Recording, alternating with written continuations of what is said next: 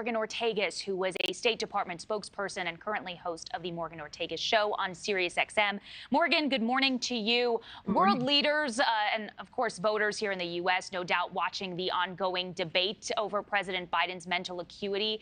What impact will that have, particularly when it comes to the president proving he and the U.S. is able to respond to a worst-case scenario, like, say, a nuclear attack? Yeah, so listen, I've served for 4 Republican and Democratic administrations in various roles, and I can tell you as a longtime national security and foreign policy expert, this is not what you want in the news headlines during the middle of the NATO meetings that are happening right now in Washington, D.C. We, the United States of America, are the host of the 75th anniversary of NATO. So for the Biden team, when they were planning this, I mean, listen, you're probably planning this a year in advance in the White House. And whenever you're planning this, the last thing that you want is a debate in the American and the global news media about if the president, not only if he should be the nominee, but if he should remain commander in chief. I think that that's not only unnerving to the people who are elected officials in the Democratic Party, especially those in swing districts, but it's alarming. It's got to be alarming to NATO leaders. Why is that? Well, not only do we have Russia obviously invading Ukraine 2 years ago with their troops on NATO's doorstep, we now have China. We now have Chinese troops in Belarus, which is also right in the backyard of NATO. Chinese troops are training in Belarus. So it's got to feel in many ways as much as NATO and President Biden would probably like to brag today and say, hey, we've stopped Russia.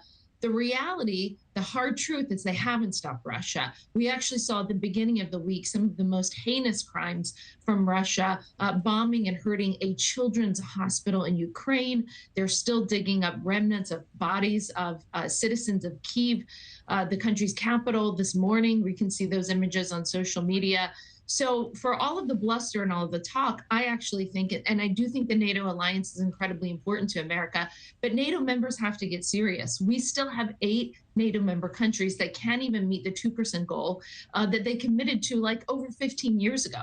And then frankly, at this point, we should be up beyond the 2%. We should be at least 3% if we're serious about the threat from Russia and the threat from China towards NATO. Morgan, I do want to jump off of that point there about Russia because you have such a unique perspective in this conversation. How concerning is it that Russia is reportedly adapting to high-tech weapon systems?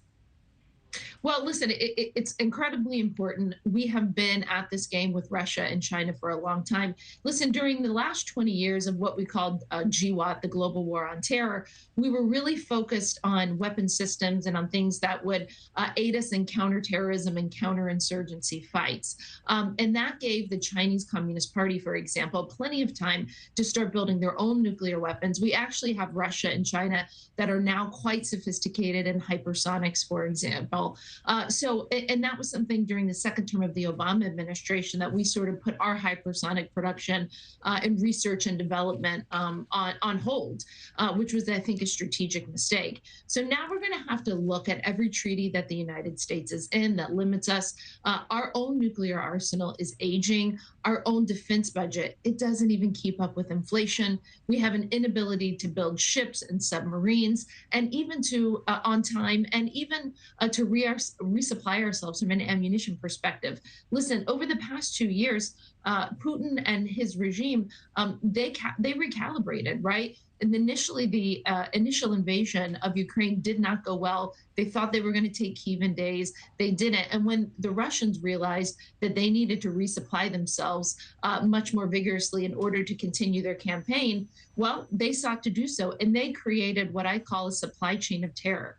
So what do I mean by that? You now have Russia, Iran, China, and North Korea, the DPRK. You have the 4 of them in this quartet of evil, and it's a supply chain of terror where they can resupply themselves with ammunition, with military hardware, with killer drones that Russia can use on Ukrainians. And those killer drones are used by Iranian proxies to kill Americans in the Middle East. That's what killed the 3 service members in Jordan in January of this year. And the DPRK also, North Korea, providing military hardware as well. Morgan, so they figured out out how to recalibrate. I apologize. Unfortunately, we do have to leave it there. Thanks for watching, everybody. Go to joinnn.com to find NewsNation on your television provider. Also, don't forget to click that red subscribe button below to get more of NewsNation's fact-driven, unbiased coverage.